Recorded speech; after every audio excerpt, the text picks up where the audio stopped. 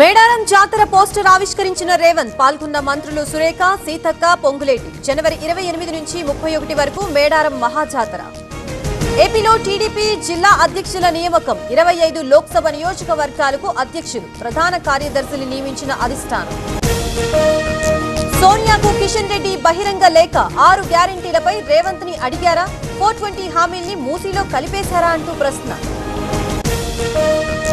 5 దశాబ్దాల అభివృద్ధిని జగన్ 5 ఏళ్లలో చేశారు. అభివృద్ధి ప్రజల ఆకాంక్ష తెలిసిన నేత జగన్. మళ్లీ అధికారంలోకి వస్తామన్న సజ్జల. పవన్ మాటలు ఎవరూ నమ్మరు. జగన్ వైసీపీ నేతల్ని విమర్శించే స్థాయి లేదు. ఒంటరిగా పోటీ చేసే దమ్ముందా అంటూ వెల్లంపల్లి ప్రశ్న.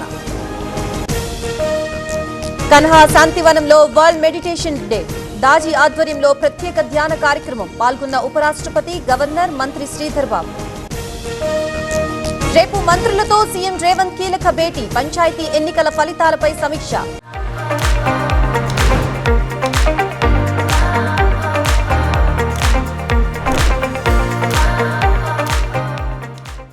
శీతాకాల సమావేశాల తేదీలు నిర్ణయించే అవకాశం.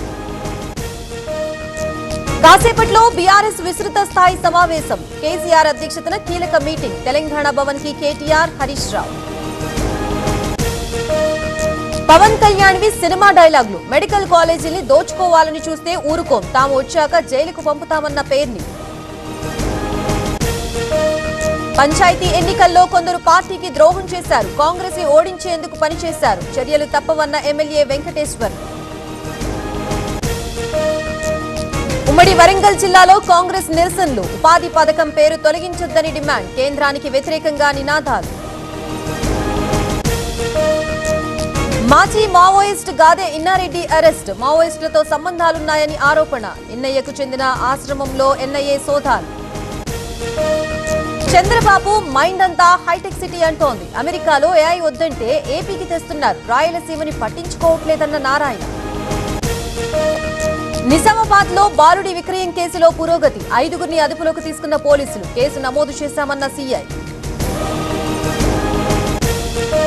ములుగులో మహిళా దొంగల ముఠ. జ్యువెలరీ షాప్ లో 2 కిలోల వెండి పట్టీలు చోరీ. సీసీ కెమెరాలో రికార్డైన దృశ్యాలు. బోధన్లో దొంగల ముఠ హల్చల్. షట్టర్ పగలగొట్టి గోల్డ్ షాపుల్లో చోరీ. యజమానుల ఫిర్యాదుతో పోలీసుల దర్యాప్తు. మదనపల్లిలో మైనర్ బాలిక అదృశ్యం. వారం రోజులుగా ఆచూకీ కోసం గాలింపు. పోలీసులు పట్టించుకోవడం లేదని తల్లి ఆవేదన.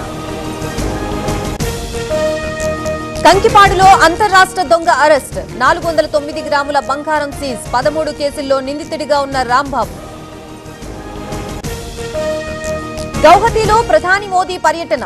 స్వాహిద్ స్మారక క్షేత్రంలో అమరులకి నివాళులు. పాల్గొన్న Assam CM Himanta Biswa Sarma. BJP దృష్టికోణంలో RSS ని చూడడం పెద్ద తప్పు. సంఘ్ వంటి సంస్థ ఇంకెక్కడా లేదు. సంఘ్ లో పనిచేస్తేనే అర్థమవుతుందన్న భగవత్.